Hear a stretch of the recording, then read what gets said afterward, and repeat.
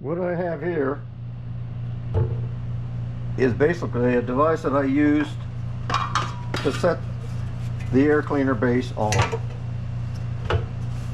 because at the back, where it's closer to the firewall, there is more distance between the top of the base of the air cleaner and where the bottom of where the bottom of the hood is. When you get towards the front, the distance drops.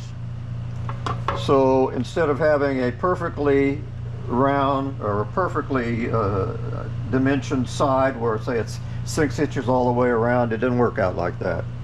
What ended up happening here towards the end of it, I had 5 3/4 inches at one end, that is towards the firewall, and then the other dimension on the other side was 4 1/2 inches.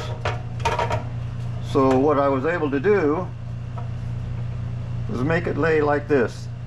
And by doing that, what I did is I just basically made a template here that I could lay this thing on.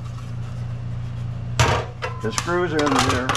I could go up and down. I could adjust the screws so that front to back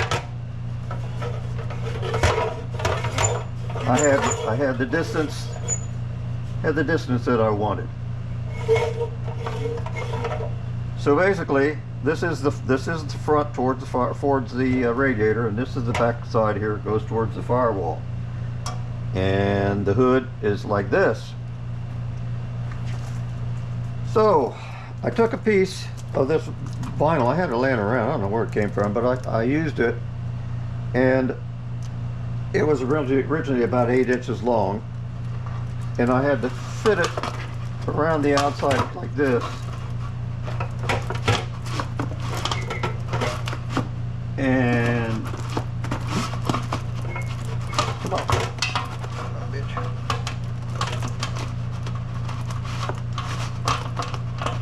Well, anyway, that's the way it's supposed to look. So I made the cut, and I had to put this thing on here to keep it out there. So what I have is a template for the aluminum that I'm going to have to end up buying.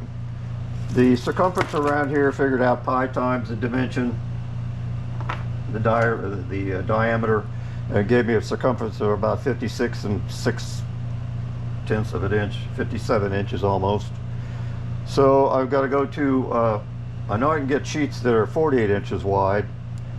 Might have to buy a 6 inches wide by 8 foot long, because that's the sheets come in 4 by 8, I believe, or 4 by 10. Anyway, I'm going to have to go to a local metal supplier and get that. But what I'll do is I have my pattern. I bolted it together here so that it would stay, and I knew it would stay. So I'm just going to break this, lay it on top, excuse me, lay it on top of the aluminum, cut the aluminum, fit the aluminum down into here, and do a soldering thing. It's silver, or the aluminum solder. It's pretty easy stuff to work with. The way the engine was with the stock hood on here, with this drop base, all I had room for was a 2-inch tall air cleaner, and that gives you about this much space over the top of the air inlet in the carburetor, and that's not good. Now all of a sudden I'm able to get a much taller air cleaner.